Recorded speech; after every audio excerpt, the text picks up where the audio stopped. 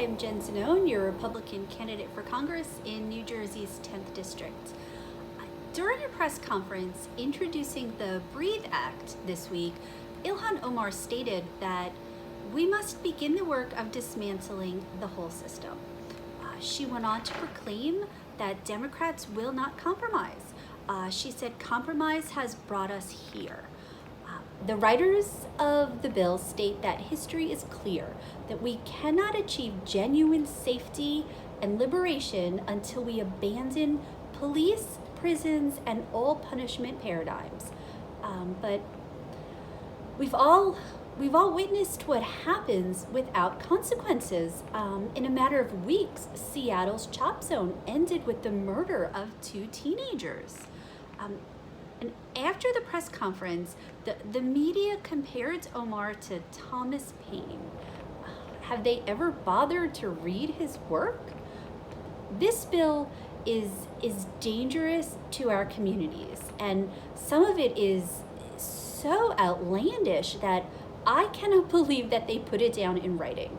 I tried making a list of all of the surprising things that were called for in the bill, but it was 2 pages long. So I'm gonna put a link in the post, and I urge you to read it for yourself. But here are just a few of those insane things that they're calling for. Number 1, ending life sentences. Do they really believe that Ariel Castro, who pled guilty to 937 charges of kidnapping, rape, and aggravated murder, should be set free anytime in his life? Or Gary Ridgway, a serial killer who confessed to having murdered 71 women. Are they calling for him to be set free? They want to get rid of life sentences, so they must. They call for funding to support, build, preserve, and restore cultural assets and sacred sites. I don't think they see the hypocrisy in that, but apparently it's only the ones that they believe are worth preserving. All others may be torn down by angry mobs. They want to allow local and state resident voting for undocumented people. They want to close all federal prisons and immigration detention centers, and they want to offer a 50% federal matching fund for projected savings when states and local jurisdictions close their detention facilities, including but not limited to local jails, state prisons, and youth prisons. So let me be clear, they want to get rid of all federal, local, state prisons, every prison across the nation. Where do they intend to put murderers and violent criminals?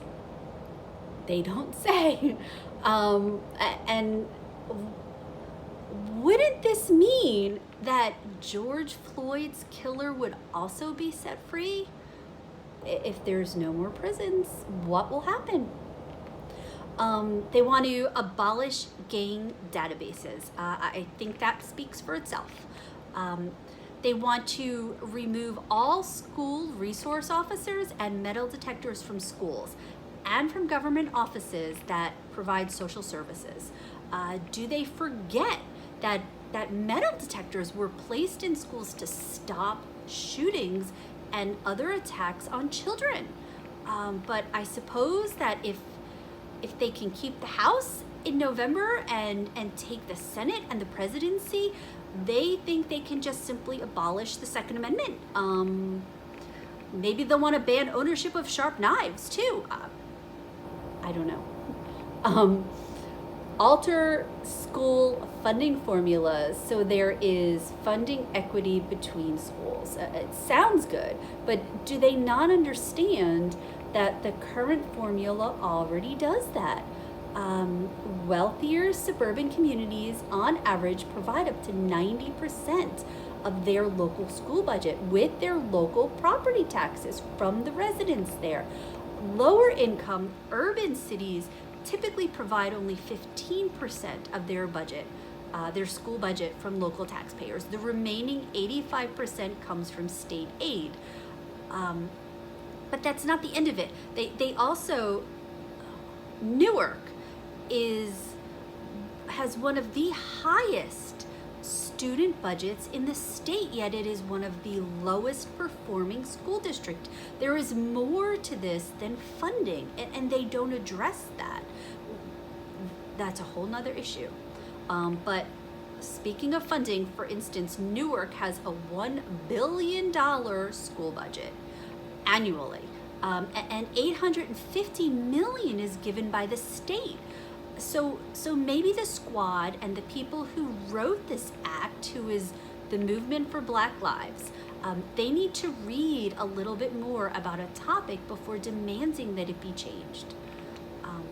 Maybe come up with better solutions for helping our education system, because there are plenty things that need help with that. They also call for new accessible methods of processing 911 calls that reduce unnecessary contact between law enforcement and community members. So if somebody calls for help in an emergency, how do they plan on having the operator in the moment determine if the caller is actually in danger? And will that added time put more people in danger? They don't address that.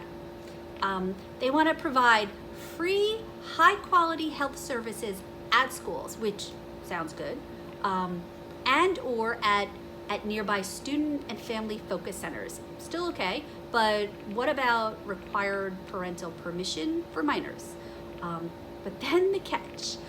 It goes on to say which services include reproductive body autonomy, abortions, in schools. That's right, in schools. So let me be clear, that is the only service that they mention specifically in this bill. Provide abortions in schools. They call to defund their police forces. The media keeps saying that Democrats don't actually plan to defund the police, that they just want to use the money in a different way to help improve the community. But this act specifically says defund their police forces. There is no arguing the intent there. And finally, the big kicker, they call to dramatically reduce the Department of Defense budget. So they not only want to make our communities less safe from violent criminals, but they want to make our nation less safe from those who wish to do us harm from around the world. These policies from the radical, avowed socialists and Marxists who are running the Democratic Party can actually pass Congress. It's scary. The squad says that these policies will help our communities fight oppression, yet these policies will directly and severely impact these very same communities. This is not police reform.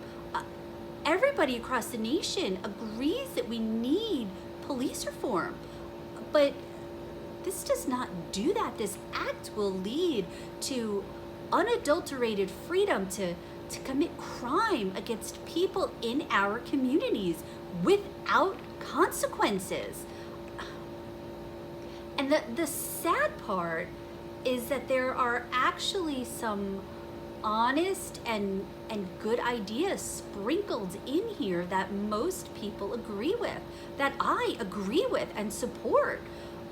But they are so sparse, and the squad is so against compromise that these policies can never be implemented in conjunction with the rest of this bill. We need to learn to work together and to learn from each other, not demand, like Omar, that we will not compromise. That is not the way our system works, and The people in our communities are suffering because of it. So make no mistake, a vote for Donald Payne Jr. this November is a vote for this. It is a vote for every radical policy that they put forward. I urge you to read this act for yourself. I've included the link here. And then let's discuss it. Talk about it below in the comments. Spread this to your friends. Show them what Congress is doing. Thank you. Have a great day, and I will talk to you next time.